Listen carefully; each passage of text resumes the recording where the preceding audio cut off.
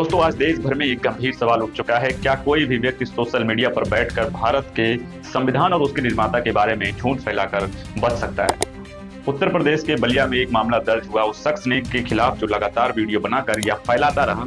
Baba Saheb doctor B R. Ambedkar साहब संविधान निर्माता नहीं है बल्कि बी.एन. राव। संविधान निर्माता बी.एन. राव जी के ऊपर एक फिर से नई किताब जो महत्वपूर्ण जानकारी के साथ आपके बीच में, जो संविधान सप्ताह 26 नवंबर से 30 नवंबर पूज्य श्री बी.एन. राव, संविधान निर्माता बी.एन. राव की पुण्यतिथि तक जो सप्ताह मनाया जाने वाला है, उसके लिए 10,000 किताबों का एक पूरा बंच आ गया है। यह सिर्फ एक झूठ नहीं, यह देश के करोड़ों लोगों को गुमराह करने की एक कोशिश है और सबसे बड़ी बात, इस बयानबाजी से समाज को बांटने, भड़काने और भ्रमित करने का प्रयास भी नजर आता। साथियों, आज मैं आपको बताऊंगा कि यह मामला क्या है, एफआईआर क्यों दर्ज हुई और संविधान के बारे में आखिर सच क्या है। तो चलिए जानते हैं आगे की वीडियोस में। तो बने रहे हमारे साथ और देखते रहे इंडियन विजय टीवी में आपके साथ में।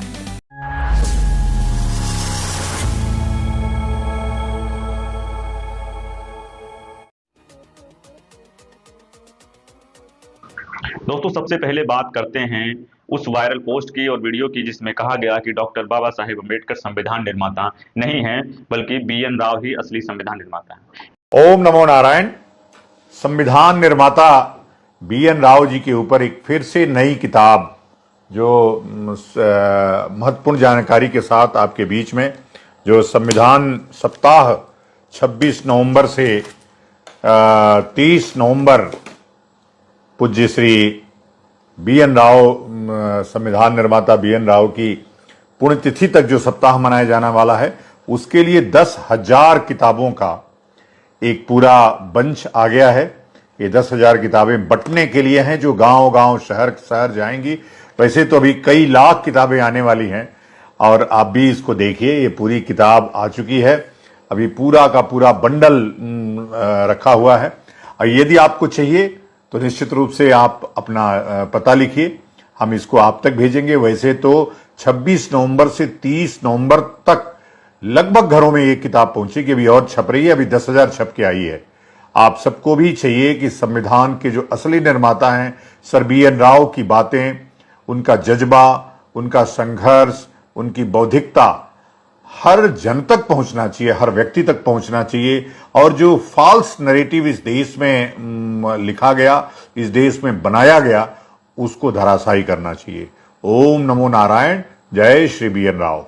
यह नैरेटिव कई महीनों से कुछ लोग सोशल मीडिया पर चला रहे हैं और इसी के खिलाफ बलिया में एफआईआर दर्ज हो गई। ट्वीट में सुनील आस्ते जी ने भी, भीम आर्मी के जो एक कार्यकर्ता है, ने लिखा कि कानून अपना काम करेगा और अगर अपराध साबित हुआ तो किसी को भी बचाया नहीं जाएगा। यह एफआईआर बाबा साहेब के खिलाफ की गई अभद्र टिप्पणी और संविधान को लेकर फर्जी जानकारी फैलाने के आरोप में दर्ज हुई है। अब सबसे बड़ा सवाल, आखिर यह झूठ फैलाया ही क्यों जा रहा है? कुछ लोग जानबूझकर बी.एन. राव का नाम आगे करके यह दिखाने की कोशिश करते हैं कि संविधान निर्माण में बाबा साहेब की भूमिका कम थी या औपचारिक तौर पर नहीं थी। लेकिन सच यह है कि बी.एन. राव संविधान सभा के संवैधानिक सलाहकार थे, या कह सकते हैं कॉन्स्टिट्यूशनल एडवाइजर थे। बता दो साथियों, सर बी.एन. राव की उनकी भूमिका तकनीकी और प्रारूप तैयार करने की थी, लेकिन ड्राफ्टिंग कमेटी के जो चेयरमैन, यानी अंतिम ड्राफ्ट बनाने, संशोधन सुझाने, बहसों को जोड़ने और संविधान को अंतिम प्रारूप देने की जिम्मेदारी सिर्फ और सिर्फ डॉक्टर बी.आर. अम्बेडकर साहब के पास ही थी।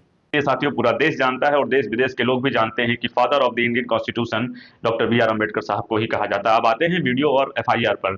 जिन लोगों पर केस दर्ज हुआ, उन पर आरोप है कि उन्होंने समाज को भ्रम फैलाने की बातें बोली, जानबूझकर गलत सूचना फैलाई, बाबा साहेब के बारे में अभद्र बातें कही और वीडियो बनाकर सोशल मीडिया पर वायरल किया।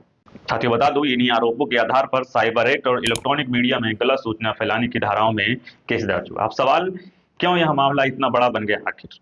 क्योंकि संविधान सिर्फ एक किताब नहीं है, ये विश्वविद्यालय, नौकरियों और चुनाव और अधिकारों और न्याय और लोकतंत्र, हर चीज की एक कड़ी बुनियाद है। और जब कोई बाबा साहेब की भूमिका को छोटा दिखाने की कोशिश करता है तो वह सीधे सीधे देश की लोकतांत्रिक संरचना पर भी कहीं ना कहीं एक बड़े सवाल उठा देता है। इसलिए समाज में गुस्सा है और कानूनी कार्रवाई भी शुरू हो गई है। साथ ही कई नेताओं और सामाजिक कार्यकर्ताओं और बुद्धिजीवियों ने भी कहा है कि संविधान के बारे में झूठ फैलाना सिर्फ अपराध नहीं है, यह राष्ट्र विरोधी एक सबसे बड़ी गतिविधि मानी जाएगी। अब बात करते हैं साथियों, क्या बी.एन. राव महत्वपूर्ण थे? जी बिल्कुल महत्वपूर्ण थे, लेकिन क्या वे संविधान निर्माता थे? नहीं। उनकी भूमिका सलाहकार की थी, निर्णयकर्ता की नहीं। अंतिम निर्णय, अंतिम ड्राफ्ट, अंतिम संशोधन सब डॉक्टर BR अम्बेडकर और उनकी ड्राफ्ट कमेटी ने किया।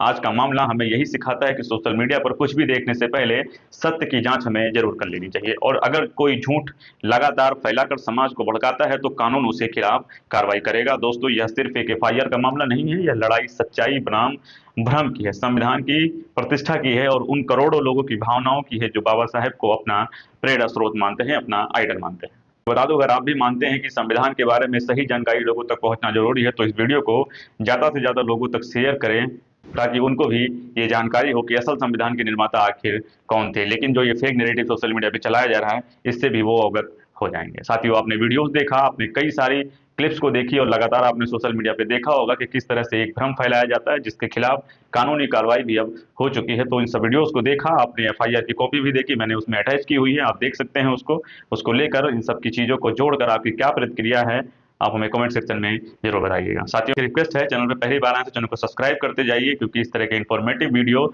और जमीन से जुड़े हुए मुद्दे को लेकर हमारा चैनल हमेशा से आगे रहता। फिर मिलेंगे साथियों किसी और जमीन से जुड़े हुए मुद्दे को लेकर बात करते हुए, तब तक देखते रहें इंडियन विजय TV। मैं आपके साथ में विनय, धन्यवाद।